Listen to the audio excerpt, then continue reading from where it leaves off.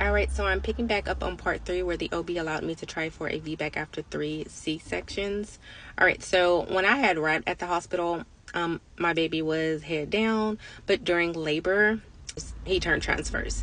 And I'll also say that I ended up being in labor for about 17 hours. And so when they knew he turned transverse, my water had already broken on its own. The doctor agreed to allow us to wait to see if he would turn back, and the nurses tried to put me in different positions, but he never turned back. So the OB came to me. He was like, it's nothing you did. We just going to have to go ahead and do a C-section. So we did a C-section, and he told me that my uterus looked great, like it was fine, like was not about to rupture, like it was fine.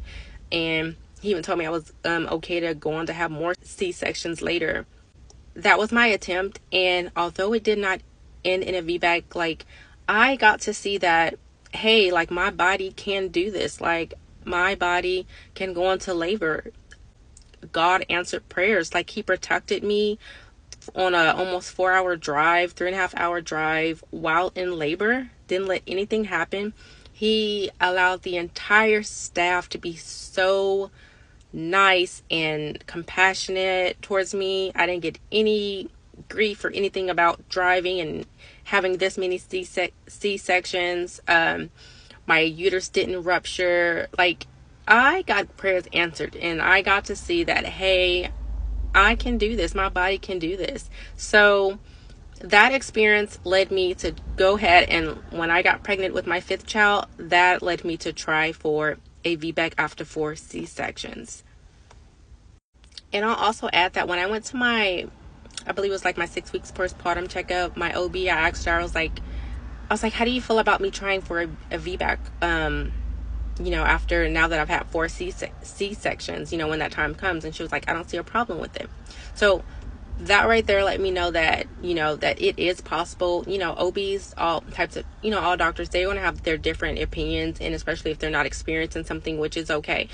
But I just love that there are some doctors out here who are experienced, and they will try to give you that chance. So now, fast forward me getting pregnant with my 5th child, my OB ended up retiring. She let me know. And so I was like, dang, I was like, who am I going to go to now? Because I had already planned that I would go to her and didn't. So I'm in Houston, and I just prayed about it. I was just like, God, I'm just going to let you figure it out. Because I was okay with not seeing a doctor.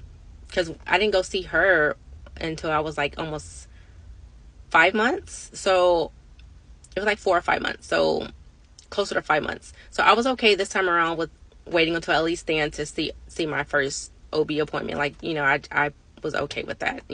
This is my 5th pregnancy. I've been through this. I was okay. So I just was like, I'm just going to leave it up to God, and, we'll see what happens. So I am also a part of a Facebook group. It's a local group, and it's a VBAC group. It's VBAC, if you've had 1 C-section or 2, it's just a VBAC group.